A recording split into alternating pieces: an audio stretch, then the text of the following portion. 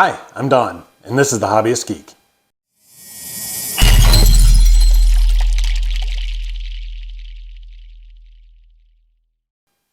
Welcome back, everybody. Last time around, we finished up the torso and sword accessories, the bladed accessories, for our IDW drift build here. And today, I want to finish this thing off. We've got the arms, the fists. I don't know if there's anything else. I think that's about it. But let's go ahead and get those things together and see what the final product looks like.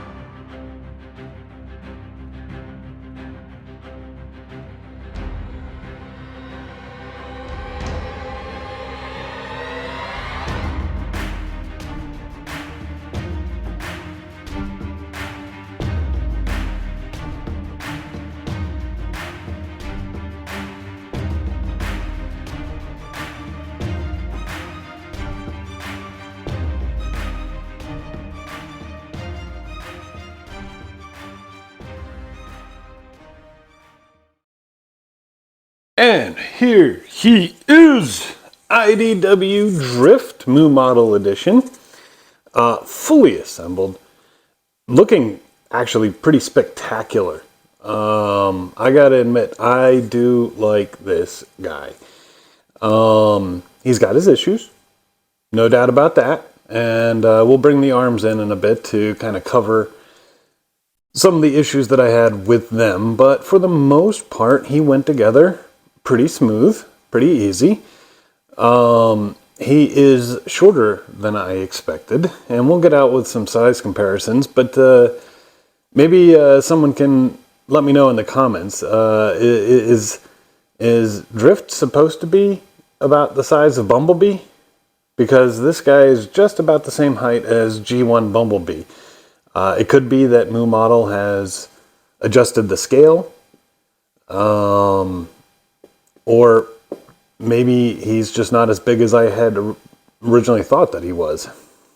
You know, the personalization on here, and I thought about whether or not to give off multiple poses, but the personalization is way too much to go through all of them, and I'm a little concerned about the paint coming off of the grips on the swords. But as you can see, I've got both of the short swords in his hands right now in reverse grip positions. That's actually kind of my preferred display option. The arms are connected by magnets, so you can pull them off and rotate them quarter turn. You can have his right arm gripping his long sword while it's still in the scabbard, or you can bring it out and have it resting on his shoulder like the packaging displays. You can have these short swords properly gripped, you know, with a forward grip. There's so many different options here, and for the right arm you actually get a second fist. Now this fist is identical to the other one, except this hole here in the center where the grip of the blade will go through, that's actually been turned a quarter turn here. So it gives you more display options, more handle options as to how you want to display it. But other than that, it's just another fist. One thing to note, however, is there is a magnet in the fist. Why they didn't put the magnet in the wrist? Complete mystery to me. But by putting the magnet in the fist, every time you put one of the blades through here, or more like one of the grips, the sword grips through there, that magnet wants to come off. And I could not get it to stay until I super glued it here on the bottom of the wrist. So it's unfortunate, but if you do go through this, I would highly recommend that you super glue that magnet there, or it's gonna come off when you put a sword through. There's just no two ways about it.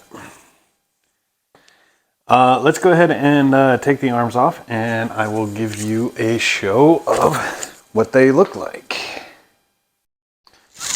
Okay, so here are the arms that we built in this issue. And they are just mirror images of each other. There's no real difference, other than, of course, the right arm here does not have a fist built in. They are separate and magnetically attached.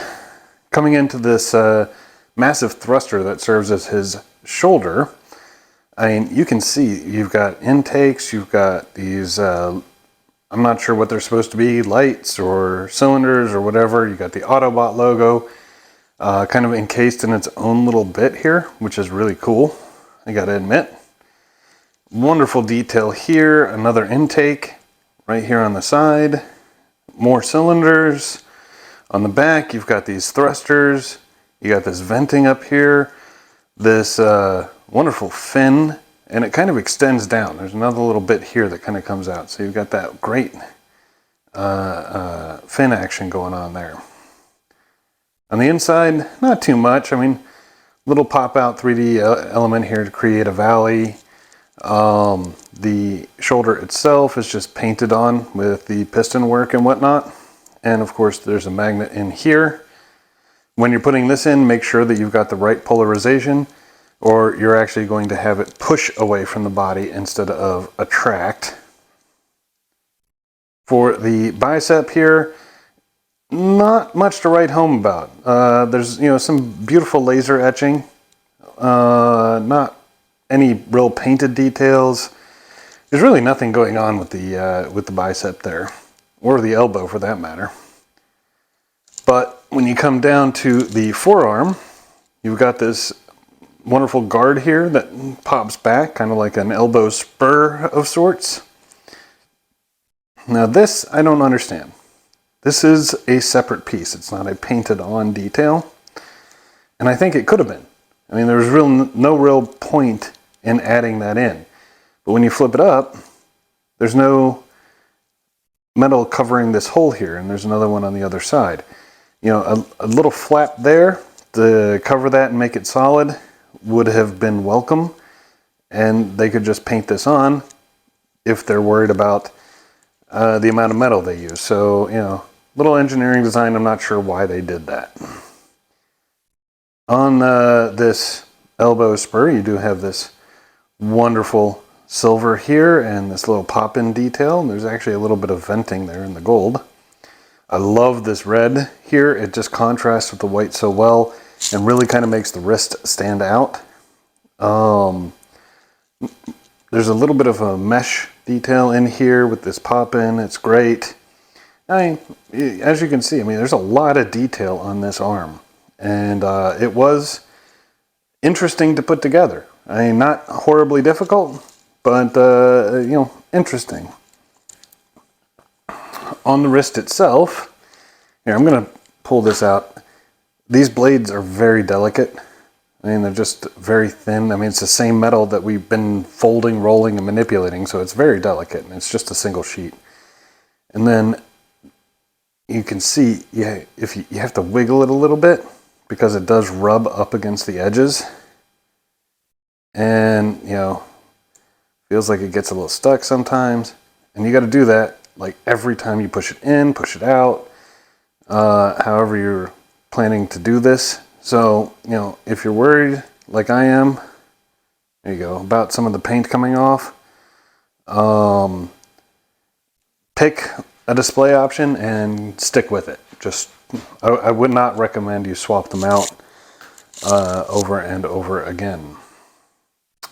Coming in on the fist, just a single block for the main fingers. The thumb wasn't too bad, but it's smaller than most of the thumbs that I've done with the other models because of its scale. And that ended up making it a little more difficult, particularly when it came to attaching it to the rest of the fist. I do like this armor that goes on the back of his hands. That actually came out nice, and it does create a nice contrast with the white. And as you can see, this one also has the magnet and the little pins here to help hold it in place. You can see there are slots here on the wrist. So it's as simple as sliding those pins into the slots, and boom, your fist is in place. So nothing extraordinary there, nothing they haven't done before. And then there's getting those blades in. Now, these grips, they do have a short end and a wide end. So when you're putting the grip on the sword, make sure you get it right. And then you just kind of feed it through.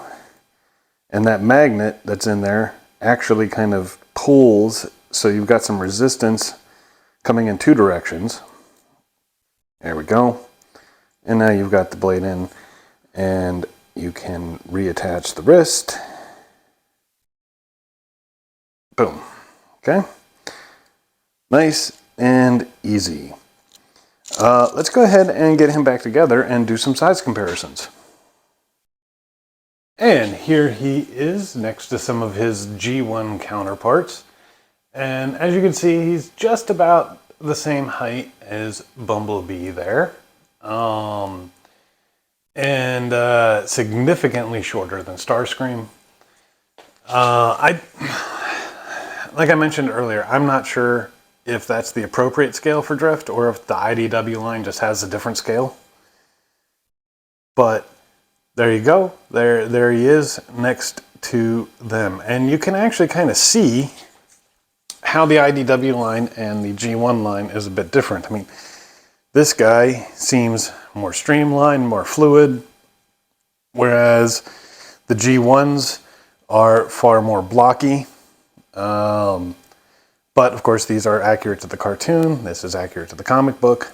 And I would expect there to be a bit more flourish in a static image as opposed to something that needs to be animated. So there you have that.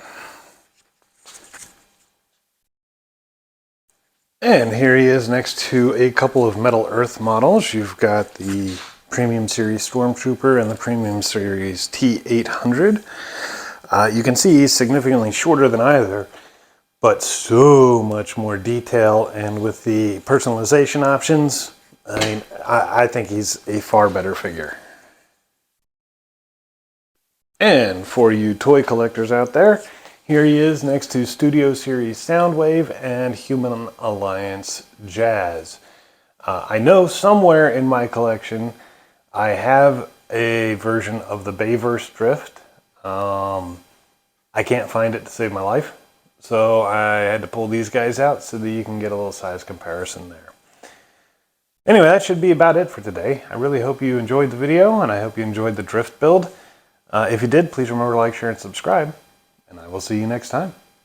Have a great day.